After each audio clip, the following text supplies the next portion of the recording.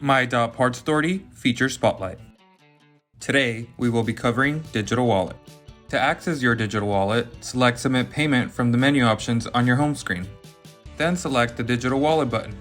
Your preferred payment methods or tokens will be displayed here. Let's add a new ACH token.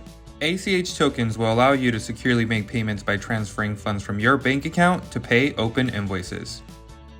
You have the ability to add or delete your payment methods. If you have multiple users on one account, you'll have to add your preferred payment methods for each individual user profile.